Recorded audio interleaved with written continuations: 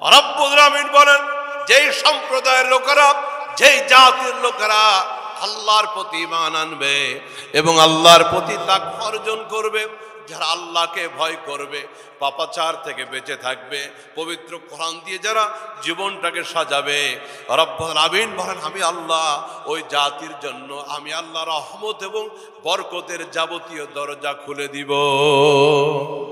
জোরে জোরে সুবহানাল্লাহ। ছোট্ট একটা দৃষ্টান্ত দিব। সমাজের শাসক থেকে শুরু করে জনগণ পর্যন্ত যদি হয়ে যায় কোরআনওয়ালা, সেই সমাজের দৃষ্টান্ত কেমন হবে ছোট্ট করে বলে দিই। আমিরুল মুমিনিন খলিফাতুল মুসলিমিন হযরত ওমর, অর্ধ জাহানের খলিফা, একেবারে 32 লক্ষ বর্গ মাইলের প্রেসিডেন্ট হযরত ওমর। জোরে জোরে বলেন আল্লাহু আকবার। হযরত ওমর রাতের বেলা ছদ্মবেশে ভিখারির পোশাক পরে ঘুরতেছেন, ছুটতেছেন মদিনার অলিতে গলিতে, মদিনার অলিতে গলিতে ঘুরতেছেন হযরত ওমর। গোটা মদিনার মানুষগুলি রাতের বেলা ঘুমিয়ে গেছে, হযরত ওমরের চোখে ঘুম হয় না। কারণ আমার দেশের শাসকদের মতো হযরত ওমর অমন শাসক ছিলেন না। হযরত ওমর ছিলেন জনগণের খাদেম। তিনি শাসক ছিলেন না, তিনি ছিলেন সেবক। ঘুরতেছেন হযরত ওমর, হঠাৎ করে লক্ষ্য মনোযোগ। আমার আলোচনা লম্বা হবে না, একটু নীরবতার সাথে মনোযোগ দিয়ে শুনবেন। কারণ আমরাও একটা কোরআনের সমাজ, একটা ইনসাফওয়ালা আল্লাহওয়ালা একটা পরিবেশ চাই, যেই সমাজটা পরিচালিত হবে পবিত্র কোরআন দেওয়া দ্বারা, যেই সমাজটা পরিচালিত হবে রাসূলের আদর্শ দ্বারা। আপনারা চান কিনা ভাইরা? জোরে বলতে। আসসালামু আলাইকুম ওয়া রাহমাতুল্লাহি ওয়া বারাকাতুহু।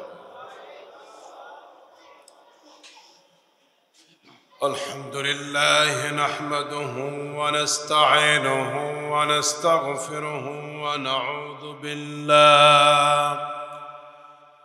ونعوذ بالله من شرور أنفسنا ومن سيئات أعمالنا. من يهده الله فلا مضل له ومن يضلل فلا هادي له. ونشهد أن لا إله إلا الله وحده لا شريك له. ونشهد أن سيدنا وسندنا وحبيبنا وطبيبنا وطبيب قلوبنا ومولانا محمدا عبده ورسوله الذي أرسله بالحق بشيرا ونذيرا وداعيا إلى الله بإذنه وسراجا منيرا. أما بعد فقد قال الله تعالى في كلامه المجيد وفي فرقانه الحميد. أعوذ بالله من الشيطان الرجيم. بسم الله الرحمن الرحيم. وننزل من القرآن ما هو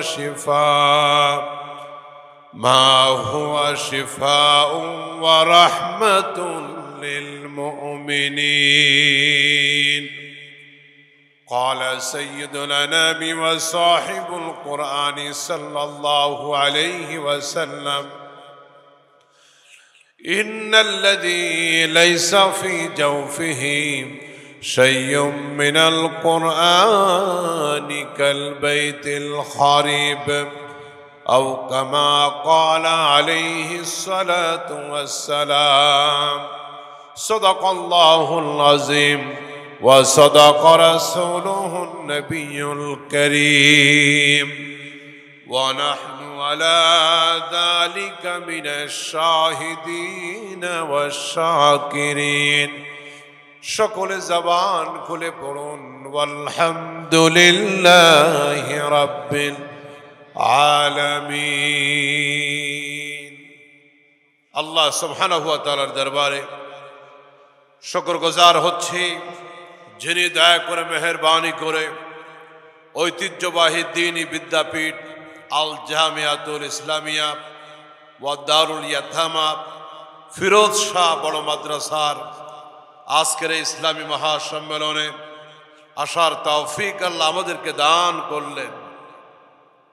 সেই রবের দরবারে শুকরিয়া আদায় করছি, সকলে পড়ছি আলহামদুলিল্লাহ।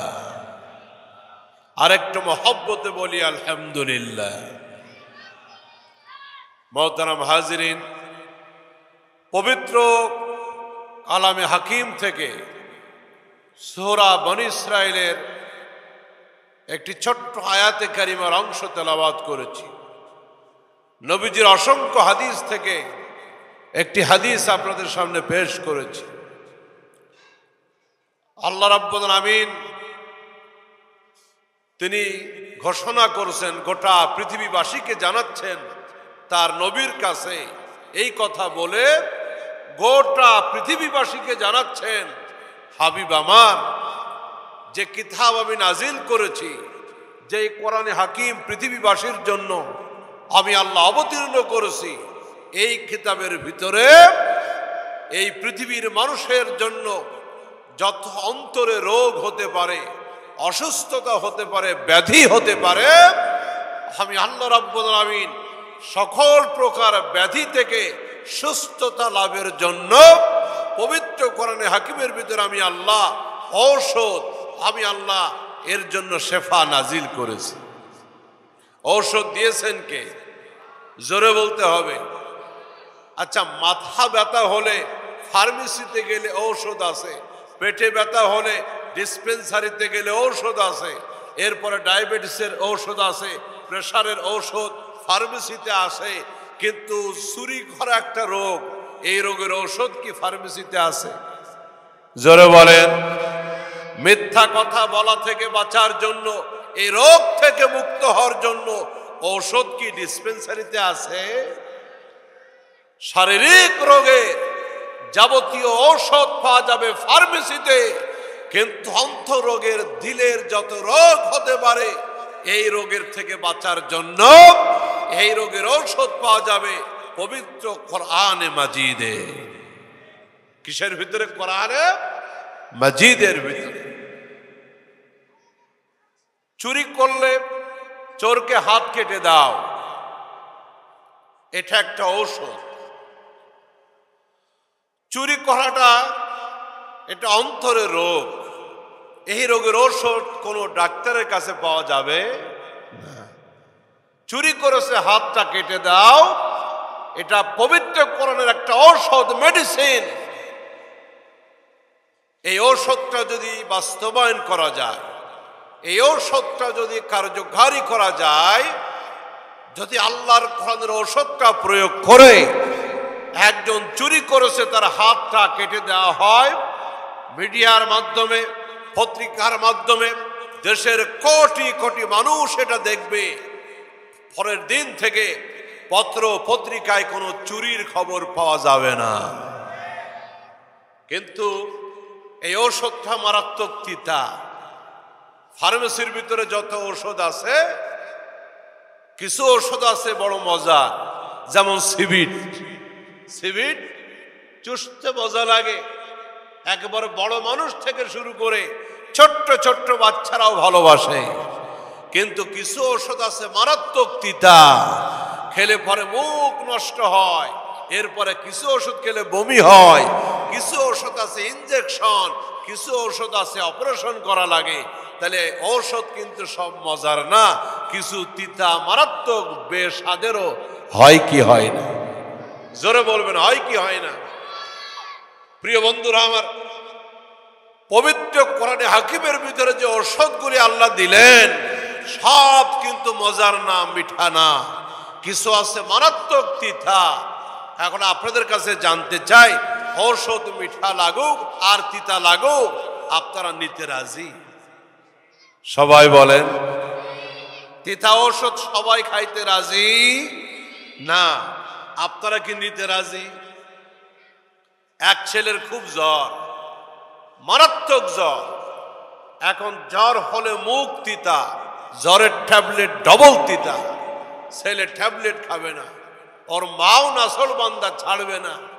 শেষমেশ বুদ্ধি করে মিষ্টির ভিতরে ট্যাবলেট দিল ঢুকায়, ছেলে তা জানে না।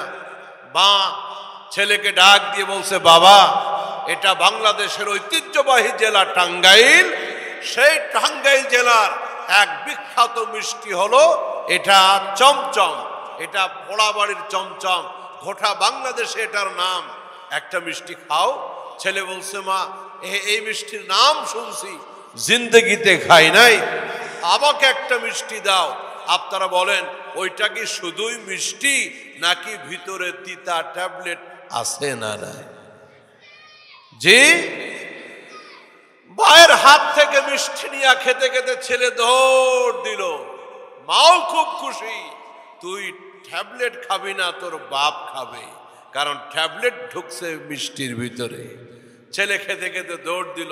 কিছুক্ষণ পরে ছেলেটা দৌড় দিয়ে আসতেছে মায়ের সামনে, এসে বলতেছে, মা টাঙ্গাইলে ওই মিষ্টিটা বড় মজার ছিল, কিন্তু ওর ভিতরের এই বিচিটা খুব তিতা।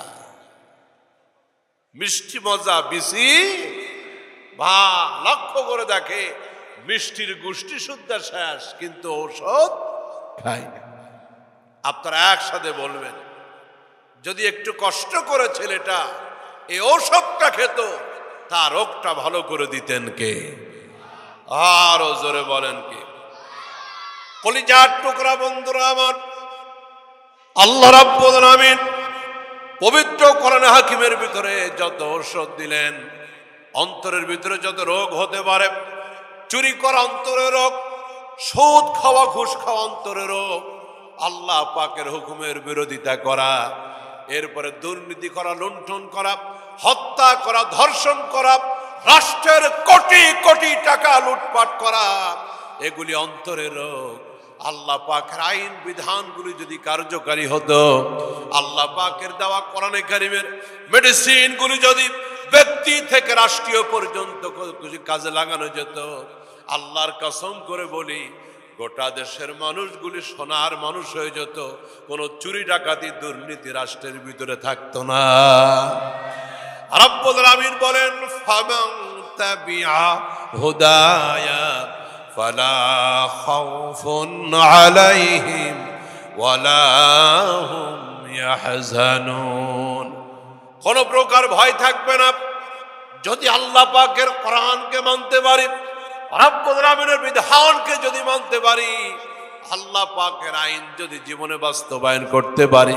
কোনো চুরি থাকবে না, কোনো ডাকাতি থাকবে না, কোনো প্রকার ভয়ভীতি থাকবে না, এই পৃথিবীতেও কোনো ভয় থাকবে না, আর পরকালে আল্লাহ পাকের জান্নাত পাইতেও কোনো টেনশন করা লাগবে না। সুবহানাল্লাহ। আরো আসতে বলেন, একটু আওয়াজ দিয়ে বলা যাবে কি সুবহানাল্লাহ?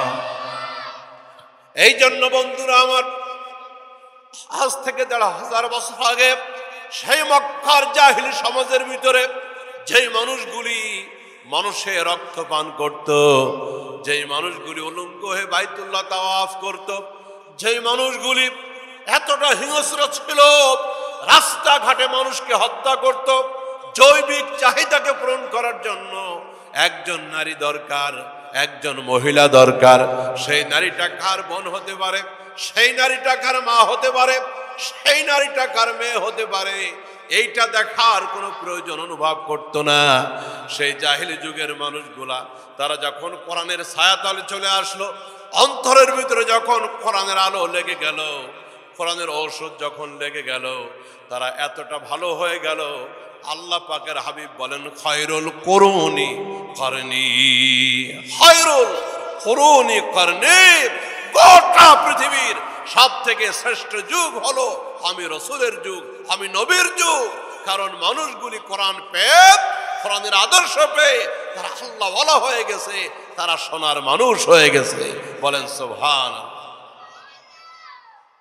আমাদের দেশে তো চুরিদারি বর্তমানে নাই, আছে? তাল চুরি, বেল চুরি, মসজিদের জুতা চুরি কি এখনো বাংলাদেশে আছে না গেছে? গত কিছুদিন আগে আমি ঢাকার একটা জায়গা আছে গাবতলী, এই গাবতলী মাগরিবের আজান দিয়েছে, নামাজ পড়তে মসজিদে ঢুকবো তো গেটে একজন চাচা মুরব্বী লাঠি নিয়ে মসজিদের গেটে দাঁড়ানো। প্রশ্ন করলাম, বাবাজি আজান হয়ে গেছে, একামত চলতেছে, আপনি কি নামাজ পড়বেন না? আপনি কি মসজিদে যাবেন না? উনি বলতেছেন, বাজান আমি না থাকলে আপনাদের জুতা থাকবে না।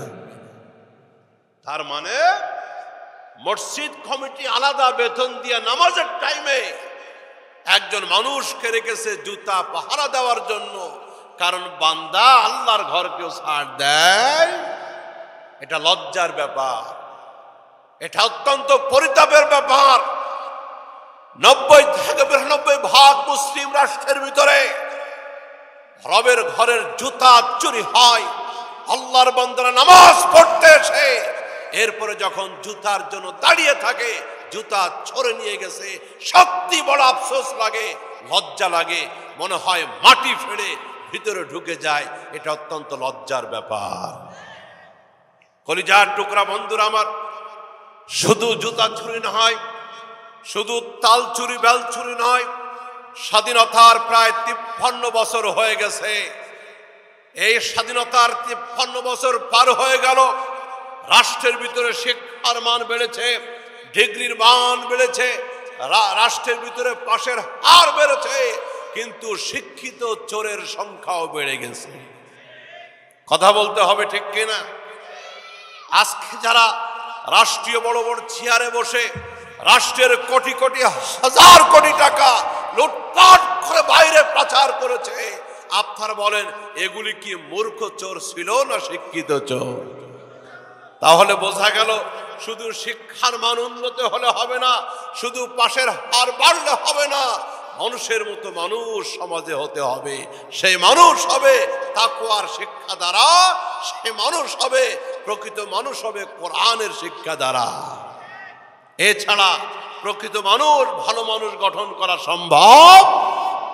কলিজার টুকরা বন্ধুরা আমার, একটা দুইটা ইতিহাস নয়, জিন্দগি বার চুরি করেছে, ডাকাতি করেছে, কিন্তু একজন আল্লাহওয়ালা আলেমের সংস্পর্শে গিয়ে অথবা 3 দিন দাওয়াত ও তাবলীগের মাধ্যমে পবিত্র কোরআন হাকিমের পরশ পেয়ে এ বাংলাদেশের বহু চোর ডাকাত তওবা করে জিন্দগির মধ্যে আল্লাহওয়ালা হয়ে গেছে। এটা কোরআনের বরকতে বহু চোর ডাকাত চরিত্রহীন ভালো হয়ে গেছে। এমন ইতিহাস আপনারা বলেন আছে না নাই? এই পবিত্র কোরআনের সাথে সম্পর্ক যদি ভালো হয়ে যায়, রাষ্ট্রপতি থেকে শুরু করে রাখাল পর্যন্ত তারা চরিত্রওয়ালা হয়ে যাবে। প্রেসিডেন্ট থেকে শুরু করে কৃষক পর্যন্ত আল্লাহওয়ালা হয়ে যাবে।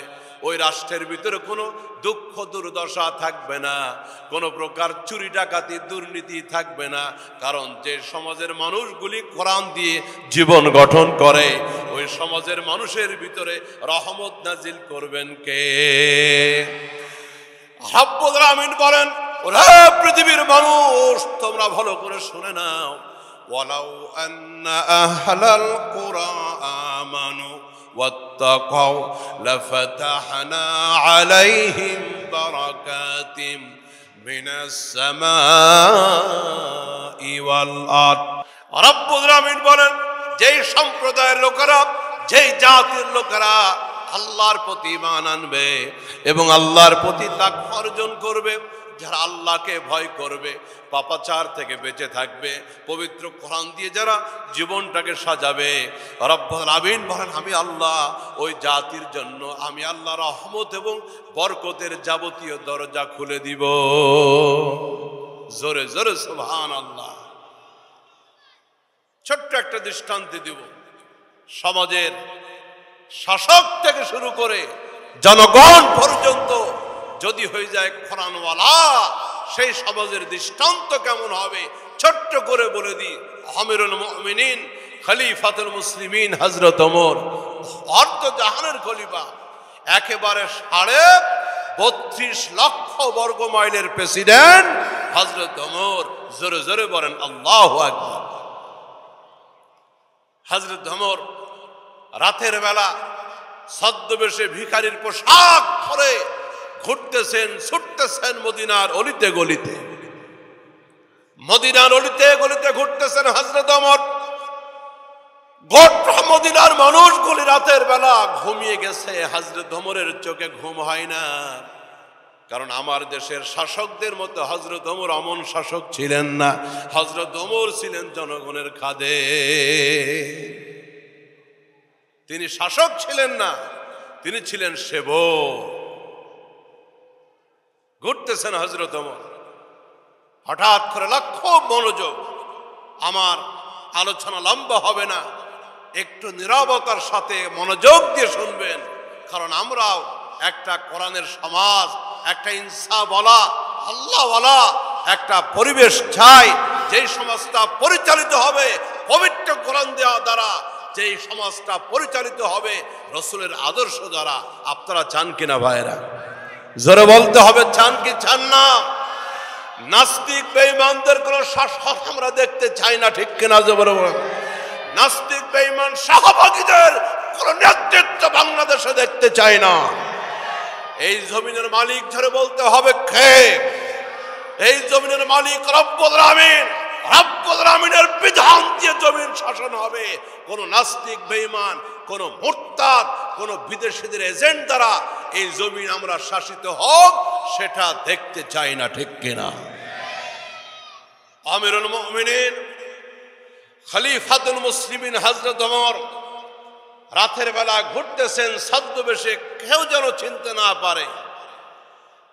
ঘুরতে ঘুরতে হযরত ওমর দেখলেন মরুভূমির ভিতরে একটা খেজুর বাগানের ভিতরে টিম টিম করে মিটিমিটি করে আলো জ্বলতেছে। দূর থেকে দৃশ্য দেখে হযরত ওমর হাঁটি হাঁটি পা করে কাছে চলে গেলেন।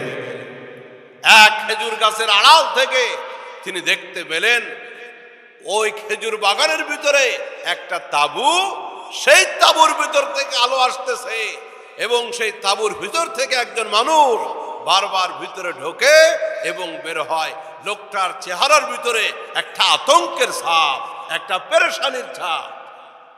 হযরত ওমর কাছে চলে গেলেন। লোকটা হযরত ওমরকে চিনতে পারলো না, আমিরুল মুমিনিন খলিফাতুল মুসলিমিনকে চিনতে পারলো না। হযরত ওমর আগে আগে তাকে সালাম দিয়ে দিলেন, আসসালামু আলাইকুম ওয়া রাহমাতুল্লাহ। আমার বন্ধুগণ, দুইজন মুমিন মুসলমান, দুইজন ইমানদার যদি পারস্পরিক দেখা সাক্ষাৎ হয় তাহলে আল্লাহ নবীর আদর্শ হলো, সুন্নাত হলো, তাদের দুইজনের ভিতরে প্রথম কথা হবে কি দ্বারা? জোরে বলেন, আসসালামু ক্বাবলাল কালাম। দুইজনের ভিতরে প্রথম কথা হবে সালামের মাধ্যমে। রাসূল বললেন যে ব্যক্তি আগে আগে সালাম দিবে, নবীজি তার পুরস্কার ঘোষণা করে দিয়েছেন, আল বাদিউ বিসালাম বারিউম মিনাল কিবর। যে ব্যক্তি আগে আগে সালাম দিবে আল্লাহ রাব্বুল আমিন তার অন্তর থেকে অহংকারগুলি দূর করে দিবে। ঈমানকে বিনষ্ট করার জন্য, ঈমানকে ধ্বংস করে দেওয়ার জন্য মারাত্মক ব্যাধি হলো অহংকার, মারাত্মক একটা জার্ম হলো অহংকার। ওই অহংকারের ব্যাধিকে মুক্ত করার জন্য একটা দামি মেডিসিনের নাম হলো সালাম। একটু মহব্বতে সালাম দেন না সবাই? আবার দেন। মাশাআল্লাহ। এখন তো মজলিসের ভিতরে আছেন, তালে তালে সালামটা ভালোই হয়েছে, কিন্তু রাস্তাঘাটে বাজারে গেলে আসসালামু আলাইকুম ওয়া রাহমাতুল্লাহ সালামটা এমন সুন্দর থাকে না।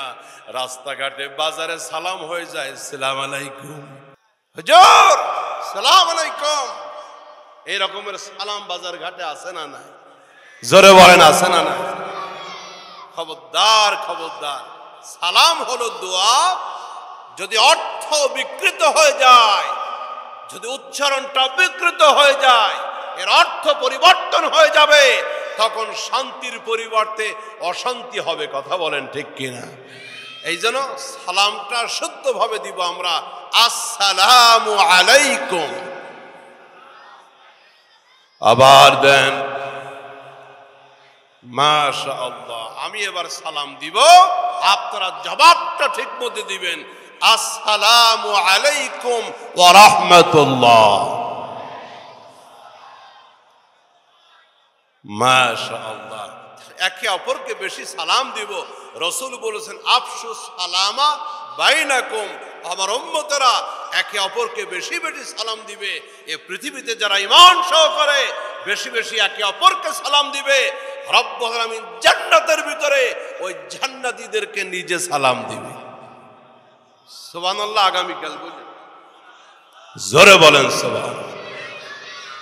রব্বুল আলামিন নিজেই তাদেরকে সালাম দিবেন। পবিত্র কোরআনে হাকিমের ভিতরে সূরা ইয়াসিনের ভিতরে আল্লাহ সুসংবাদ দিলেন, সালামুন কাওলাম মির রাব্বির রহিম। আল্লাহু আকবার। সালামুন কাওলাম মির রাব্বির রহিম। রবের পক্ষ থেকে সেদিন জান্নাতীদেরকে সালাম দেওয়া হবে। শুধু তাই না, জান্নাতের ভিতরে নামাজ থাকবে না, রোজা থাকবে না, হজ যাকাত থাকবে না, কোনো প্রকার স্লোগান থাকবে না, নৌকা নাঙ্গল ধানের শীষের কোনো মারামারি গ্যাঞ্জাম থাকবে না, কিন্তু আল্লাহ পাকের জান্নাতের ভিতরে সালাম থাকবে। আল্লাহ পাক বলেন, লা ইয়াসমাউনা ফিহা লাগওয়া ওয়ালা তা'সীমা ইল্লা কিলান সালামা সালামা। সেই দিন জান্নাতের ভিতরে এক জান্নাতি অপর জান্নাতিকে সালাম দিবে। এই জন্য এই পৃথিবীতে বেশি বেশি সালামের সুন্নত আদায় করব। রাজি আছেন না নাই? সন্তান তার পিতামাতাকে সালাম দিবে, পিতামাতা তার সন্তানকে সালাম দিবে, স্ত্রী দিবে তার স্বামীকে, স্বামী দিবে তার স্ত্রীকে, নেতা দিবে কর্মীকে, কর্মী দিবে নেতাকে, একে অপরকে বেশি দিব সালাম। পারবো তো ইনশাআল্লাহ? অনেক মুরব্বী মনে মনে চিন্তা করতেছে, হুজুর স্বামী হয়ে স্ত্রীর সালাম দিব, বেটা হয়ে বেটিরে সালাম দিব, 35 বছর বিয়ে করছি, জিন্দেগিতে একটা সালাম দিই নাই। এই ওয়াজ আপনার চট্টগ্রামে চলবে না, ঢাকায় গিয়ে কম। কিন্তু হযরত আয়েশা সিদ্দিকা রাদিয়াল্লাহু তাআলা আনহা বলেন, নবীজি যখন বাইরে থেকে বাড়িতে আসতেন, ঘরে আসতেন, বহু চেষ্টা করতাম আমরা বিবিরা রসুলকে আগে আগে সালাম দিব, কিন্তু যতই চেষ্টা করি না কেন রাহমাতুল লিল আলামিন আমাদেরকে আগে সালাম দিয়ে দিয়েছেন। আল্লাহু আকবার। নবীজি বিবিদেরকে আগে সালাম দিতেন। রে কলিজার টুকরা চট্টগ্রামবাসী, রসুল যদি তার স্ত্রীদেরকে আগে সালাম দিতে পারেন, আপনি কোন কলিমুদ্দিন হয়ে গেছেন? রসুল তার বেগমদেরকে সালাম দিতেন। নবীর পরিবারটা ছিল জান্নাতের টুকরা। কিন্তু আজকে ঘরের ভিতরে সালাম বিদায় নিয়ে চলে গেছে, ঘর থেকে পবিত্র কোরআনের তেলাওয়াত বিদায় হয়ে গেছে, দস্তরখান বিদায় হয়ে গেছে, তাহাজ্জুদের নামাজ বিদায় হয়ে গেছে, কোরআনের আলো বিদায় হয়ে এখন ঘরের ভিতরে ভারতীয় সিরিয়ালের আলো, স্টার জলসার আলো জ্বলে। এই জন্য আল্লাহ নবীর আদর্শ বিদায়, শান্তিও বিদায় হয়ে গেছে। এই জন্য ইমাম সাহেব মুয়াজ্জিন সাহেবের কাছে ঘরের পরিবেশ ভালো করার জন্য তেল পড়া পানি পড়া তালাশ করা লাগে। আরবের কসম করে বলে তেল পড়া পানি পড়া লাগবে না, কোনো প্রকার কিছুই পড়া লাগবে না। ঘরের ভিতরে সালাম চালু করে দেন, নামাজ চালু করে দেন, মাগরিবের পরে সূরা ওয়াকিয়া, রব্বুল আলামিন অভাব দূর করে দিবেন। এশার পরে সূরা মুলক তেলাওয়াত করেন, কবরের আযাব আল্লাহ মাফ করে দিবেন। এইভাবে শান্তির বাতাস ঘরে চালু হয়ে যাবে। তেল পড়া পানি পড়া দিয়ে শান্তি হবে। আরো জোরে বলেন। এক লোকে ইমাম সাহেবের কাছে গিয়ে বলে, হুজুর ঘরের ভিতরে প্রত্যেক দিন ঝগড়া লাগে, আপনি একটু তেল পড়ে দেন। ইমাম সাহেব বলে, মিয়া তোমার ঘরে শুধু তেল ফোড়া দিয়ে কাজ হবে না, ইট ফোড়া লাগবে। ইট কি পড়া লাগবে? ইট পড়া লাগবে। আমার ভাইয়েরা, ঘরের ভিতরে একে অপরকে বেশি বেশি এখন থেকে আমরা সালাম দিব। আল্লাহ পাকে শান্তির দোয়াটা পরস্পরকে বেশি বেশি দেওয়ার তৌফিক দান করুক, বলুন আমিন। সালামটা আবার চাই। আল্লাহ আল্লাহ বিচার দিলাম তোমার কাছে, কণ্ঠ দিয়েছো তুমি, তোমার দেওয়া আওয়াজ দিয়া একটা সালাম চাইছি আমি, দেখি কারা কারা দেয় না। বিচার তুমি করো, জোরে আবার দাও। মাশাআল্লাহ। ওয়া আলাইকুমুস সালাম ওয়া রাহমাতুল্লাহি ওয়া বারাকাতুহু। এ পর্যন্তই। অনেক আরো বাড়ায়, ওয়া রাহমাতুল্লাহি ওয়া বারাকাতুহু ওয়া মাগফিরাতুহু ওয়া জান্নাতুহু। এত পণ্ডিতের দরকার নাই। নবীজি যতটুকু শিখিয়ে গেছে ততটুকুর ভিতরে থাকা নিরাপদ। মনে থাকবে? আল্লাহ আমল করার তৌফিক দেন। কলিজার টুকরা বন্ধুরা আমার, বিগত বছরগুলি এমন বাংলাদেশে গেছে, শুদ্ধ করে যারা স্কুল কলেজ ভার্সিটির ভিতরে সালাম দিয়েছে, আমার যুবক কলিজার টুকরা ছেলেরা, শুদ্ধ করে সালাম দিলে তাদেরকে জঙ্গি হিসেবে সাব্যস্ত করা হয়েছে। এমন একটা অবস্থা গেছে বাংলাদেশে, ভার্সিটির ভিতরে আমার মুসলিম নারীরা, কলেজ ভার্সিটির ভিতরে আমার মুসলিম যুবতী বনগুলি, তারা বোরকা ঠিক মতো পড়তে পারে নাই। ঠিক কিনা জোরে বলেন। হলে হলে পূজা হয়েছে কিন্তু নামাজ পড়তে পারে নাই। কথা বলতে হবে, ঠিক কিনা? রাষ্ট্রের কিছু পালিত বুদ্ধিজীবী ছিল উচ্ছিষ্ট ভোগী, বোরকা বেড়ে গেলে তাদের মাথার যন্ত্রণা শুরু হয়ে যেত। প্রায় প্রায় বলতো তারা, দেশে বোরকা বেড়ে যাচ্ছে, দেশটা কি সৌদি আরব হয়ে গেল কিনা? এত মাদ্রাসার ছেলেগুলি ভার্সিটির ভিতরে ভর্তি হয়, ভার্সিটি কি মাদ্রাসা হয়ে গেল কিনা? অর্থাৎ ইসলামের কোনো ভালো দেখলে এক শ্রেণীর মুসলিম নামধারী এক শ্রেণীর মুনাফিকদের সহ্য হয় না। এই যে মাহফিলগুলি হচ্ছে কোরআনের মাহফিল, এই মাহফিলও বহু লোক সহ্য করতে পারে না। কিন্তু রাত ভোর নাচানাচি হবে, রাত জুড়ে গান হবে, ল্যাংটা নাচ হবে, এইটা নিয়ে কারো কোনো বাধা বিপত্তি চলে না। কিন্তু আওয়াজ হবে কোরআনের আওয়াজ, আল্লাহর কথা হবে, রসুলের কথা হবে, হকের কথা হবে, তাকবীরের ধ্বনি হবে। এইটা মুনাফিকরা সহ্য করতে পারে। রব্বুল আলামিন এখন বাংলার জমিনকে উন্মুক্ত করে দিয়েছেন। এখন আওয়াজ হবে শুধু আল্লাহর আওয়াজ। রবীন্দ্রনাথ আর বঙ্কিমচন্দ্রদের আওয়াজ আর বাংলাদেশে চলতে দেওয়া যাবে না। ঠিক কিনা জোরে বলেন। হযরত ওমর ফারুক রাদিয়াল্লাহু তাআলা আনহু ইসলাম কবুল করলেন। বাইতুল্লাহর পাশে দারে আরকাম পাহাড়ের উপরে হযরত আরকাম রাদিয়াল্লাহু তাআলা আনহুর ঘর। হযরত ওমর রাসূলের কাছে ঈমান আনলেন, খোলা দরবারিটা পাশে রেখে দিলেন। কালিমা পড়ার পরে হযরত ওমর বলতেছেন, ইয়া রাসূলুল্লাহ, যে আল্লাহর প্রতি ঈমান আনলেন তিনি কি হক? রাসূল বলতেছেন, অবশ্যই হক। হযরত ওমর বলছেন, আপনাকে রাসূল বলে মেনেছি, আপনি কি হক? রাসূল বলতেছেন, অবশ্যই হক। যে কোরআনের প্রতি ঈমান আনলাম সেইটা কি হক? অবশ্যই হক। হযরত ওমর বলতেছেন, ইয়া রাসূলুল্লাহ, যদি আল্লাহ হক হয়ে থাকে, আপনি সত্য নবী হয়ে থাকেন, যদি সত্য হয়ে থাকে পবিত্র কোরআন, এখন থেকে আমি খাত্তাবের বেটা ইসলাম কবুল করেছি। এই মক্কার কোন মুসলমান লুকিয়ে লুকিয়ে পালিয়ে ইবাদত করবে না। এখন থেকে কোন লুকিয়ে লুকিয়ে ইবাদত করবে না। এখন থেকে এই মুহূর্ত থেকে আমি ওমর আবার মুসলমানদেরকে নিয়ে বাইতুল্লাহর চত্বর আযান দিয়া একসাথে জামাতে ইমামতি করে একসাথে নামাজ পড়ব। এখন থেকে আল্লাহর আওয়াজ হবে, কোন কাফের বেঈমানের আওয়াজ চলবে। আমরাও কথা পরিষ্কার বলতে চাই, এই জমিনের মালিক আল্লাহ, সেই মালিকের আওয়াজকে স্তব্ধ করে নাস্তিক বেঈমানদের আওয়াজ চলতে দেওয়া হবে না। হযরত ওমর লোকটাকে সালাম দিলেন।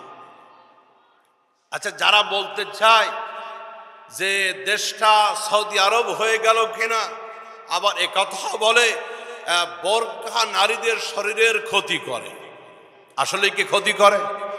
জোরে বলেন। বোরকা দিয়েছেন কে? আরো জোরে বলেন। রব্বুল আমিন মাতৃজাতিকে বোরকা হেজাবের বিধান দিয়েছেন, তো নারীর জন্য কোনটা ভালো, কোনটা উপযুক্ত, কোনটা মন্দ, এটা কোনো বুদ্ধিজীবীর জানার ব্যাপার নয়। যিনি বানিয়েছেন তিনিই তো ভালো জানেন, ঠিক না? তিনিই তো ভালো জানেন।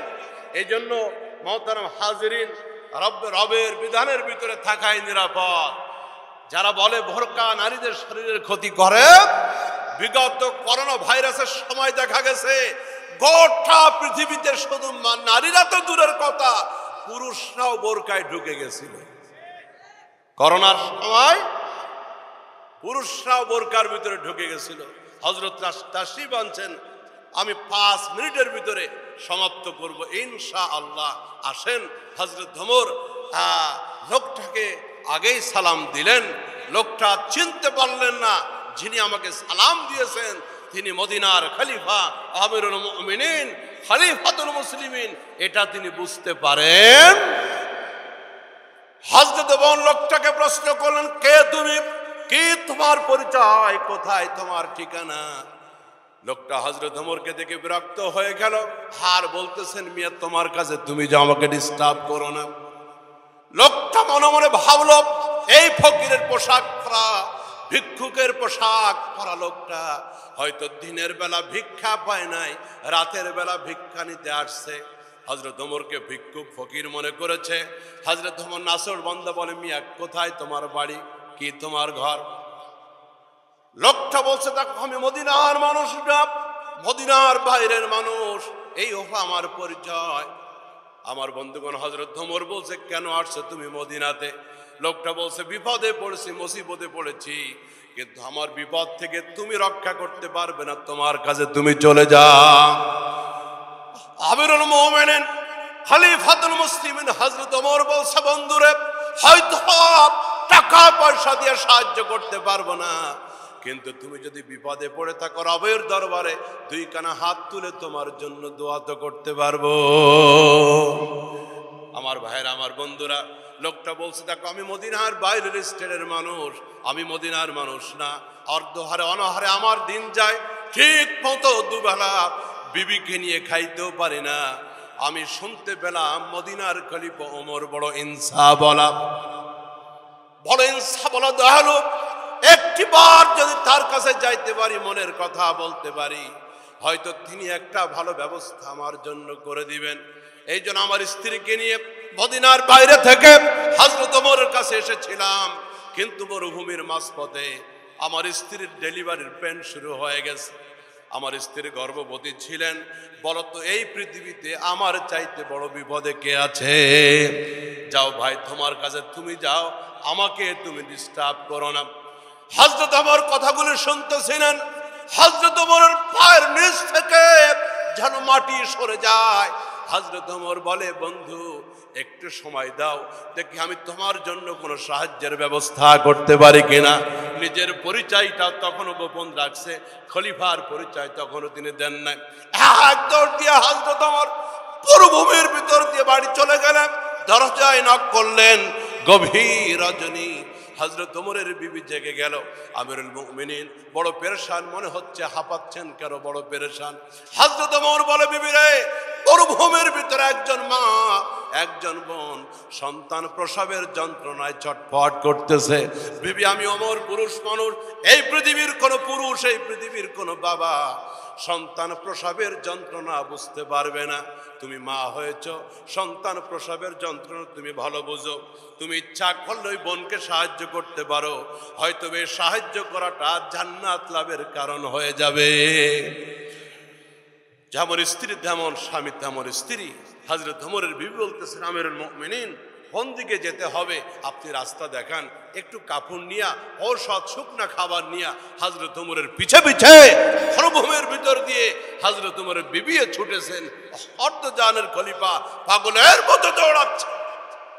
সেই তাঁবুর কাছে যখন চলে গেলেন খেজুর বাগানে, হযরত ওমর হাত দিয়ে বলেন, বন্ধু একটু বাইরে আসো, একজন মহিলা এসেছে তোমার স্ত্রীকে সাহায্য করার জন্য।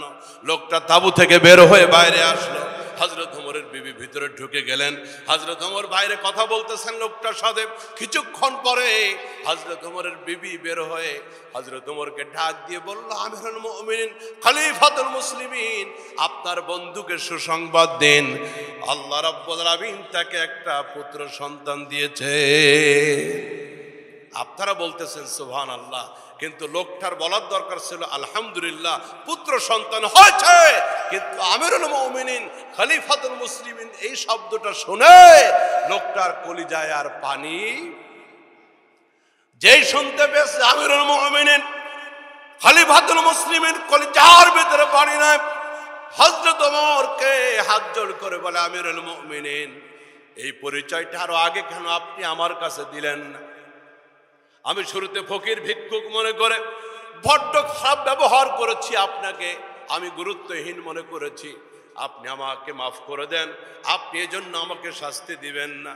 হযরত ওমর লোকটাকে বুকের সাথে জড়িয়ে ধরে কপালের ভিতরে চুম্বন করে বলে, বন্ধুরে উল্টা আমার কাছে তুমি মাপ চেও না, বরং আমার রাষ্ট্রের ভিতরে মদিনার সীমানার ভিতরে কষ্ট করতেছিলে, আরো আগে কেন খবর নিতে পারলাম না?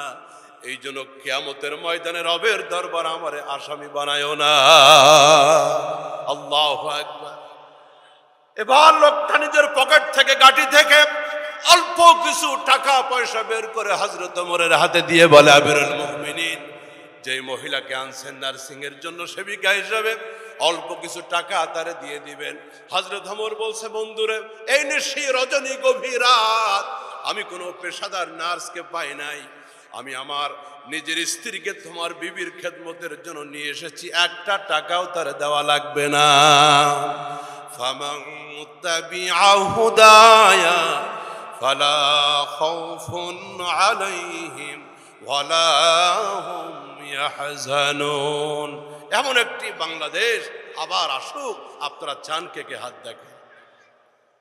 রাষ্ট্র শাসন হোক আল্লাহর কোরআনের বিধান দিয়া, রসুলের মদিনার সনদ দিয়া, এদেশের আলেমদের পরামর্শ নিয়া রাষ্ট্র শাসন হোক। আবার সেই মদিনার সেই ইতিহাস আবার ফিরে আসবে, শান্তি রাজ্য আবার তৈরি হবে। রব্বুল আলামিন আমাদেরকে সেই শান্তির পরিবেশ দেখার তৌফিক দান করেন, আমিন। আসসালামু আলাইকুম ওয়া রাহমাতুল্লাহ। আইয়ুবী মিডিয়া